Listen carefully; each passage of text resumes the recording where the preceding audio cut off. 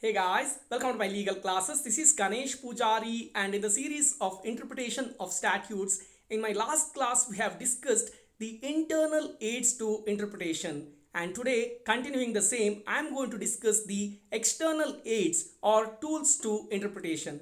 As always, the first slide will have a beautiful chart, and then I have few landmark judgments to discuss on this particular topic. Not taking much of your time, let's get into the first slide. When you have a question related to a particular part of the statute, first what are you doing? You are trying to find the answer in the act itself or the statute itself. That is known as internal aids to interpretation, and that portion we have already discussed in my last class. Now, when you are unable to find the meaning in the act, or when there are certain amount of ambiguities are available and you are unable to sort it out, or you are unable to understand the intention of the author itself, in that case, if the answer is not inside the statute, you have to come out and find and interpret. That is known as external aids to interpretation. Now, where we have to search for the answers? The first external aid can be parliamentary proceedings. Why parliamentary proceedings are very important? Because there we can try understand the bill or the draft of the bill or the different debates happened over that particular bill, what happened in the first reading, what happened in the second reading, and how exactly in the third reading the vote was taken and what was the majority, etc. can be seen by referring the parliamentary proceedings. There you can also see the election manifesto of the author. What were they intent to do at that particular time? That can also be studied, or we can also refer the government publications which will give certain amount of idea. Now for example, if you see the Jammu and Kashmir Reorganization Bill 2019, there in the parliament there was a speech by Ladakh MP Sri Jamyang. Now this was related to removal of Article 370 and 35A in Jammu and Kashmir, and if you follow his speech, you will understand what was the situation in Ladakh. Now this will help us to understand why the Jammu and Kashmir Reorganization Bill was necessary. Now that gives an idea to the judge, intention behind that particular statute. That way it helps the judge to interpret. The second external aid to interpretation for a judge can be law committee reports. Now when I am saying first, second, etc., it is not in sequence. It can be in any ways based on the requirement of that particular judge. I am saying first, second, etc. so that you can follow my chart. That's the only intention I am telling, firstly, secondly, all those, but there is no sequence as such. Now law committee reports are very important because they will mention what is the object of bringing those statutes.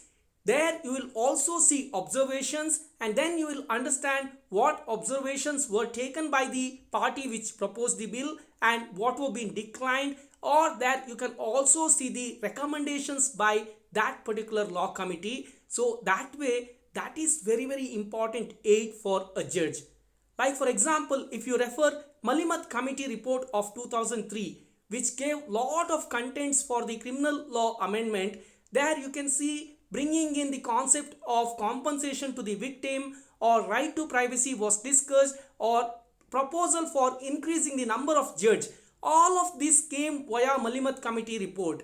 Now the entire report was not implemented, but lot of these suggestions given by Malimat Committee, the authors have taken that and then they have implemented in criminal amendment acts. So that way the law committee reports are very important, where you will see all the objects, observations, recommendations, etc., and then you will understand what was the intent behind that law committee and what were being considered and what were not being considered. So that way this is also a very important aid.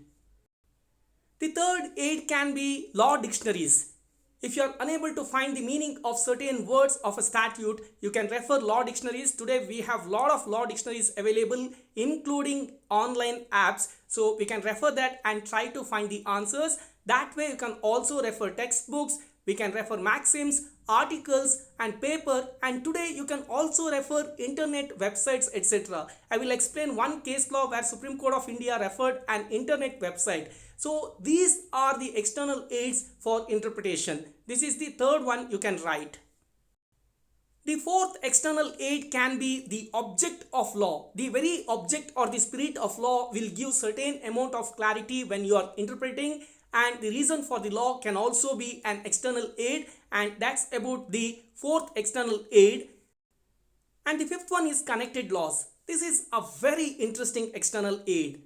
Sometimes it so happens that something is not available in a particular law and we need to take the support of another law.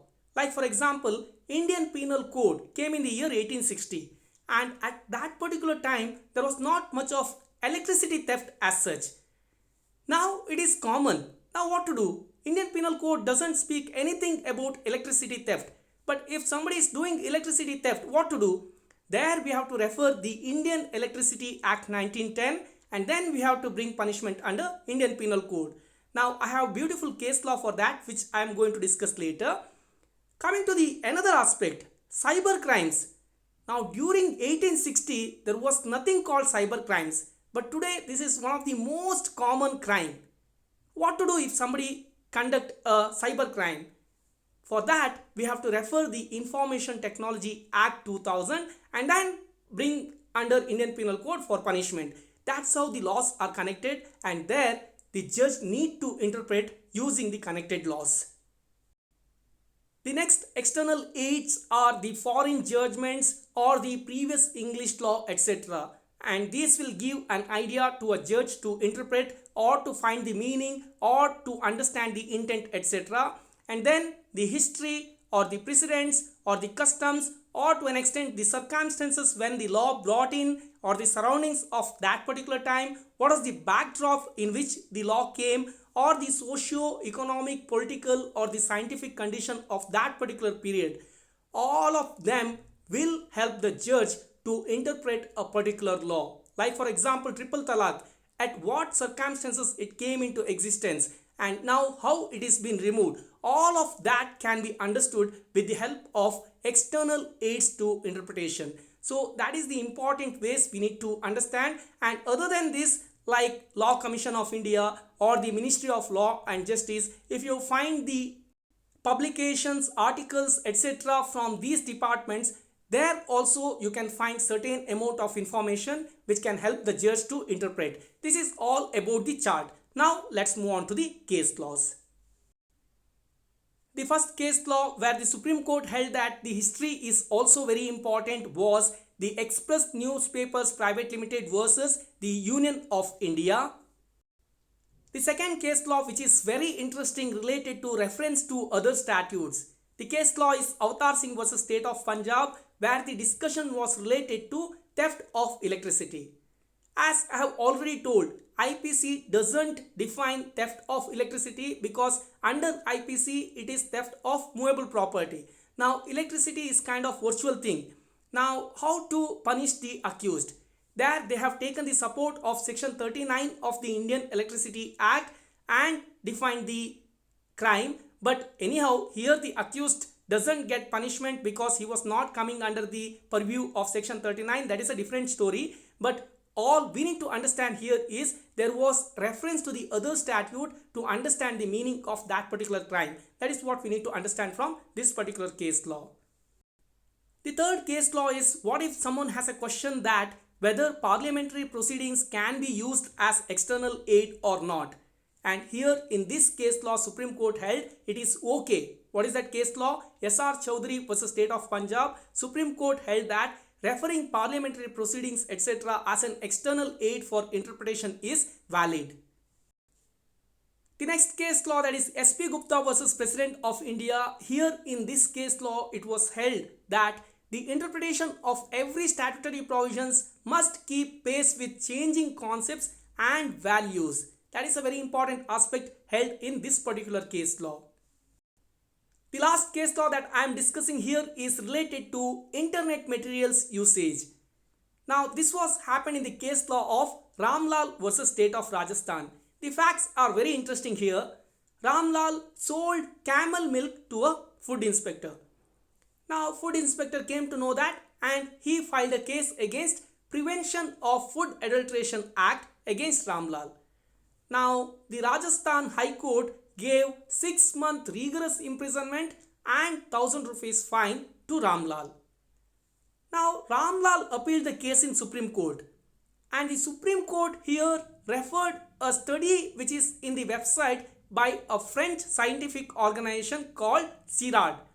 Now, they referred these internal materials, which means for external interpretation, we can refer the internal materials. Coming back to the case law, if you are interested what happened, the Supreme Court reduced the punishment to 3 months and 500 rupees fine. That is the end of that particular case law. But all we need to understand here is for the purpose of interpretation of statutes, internet materials can be used as external aids.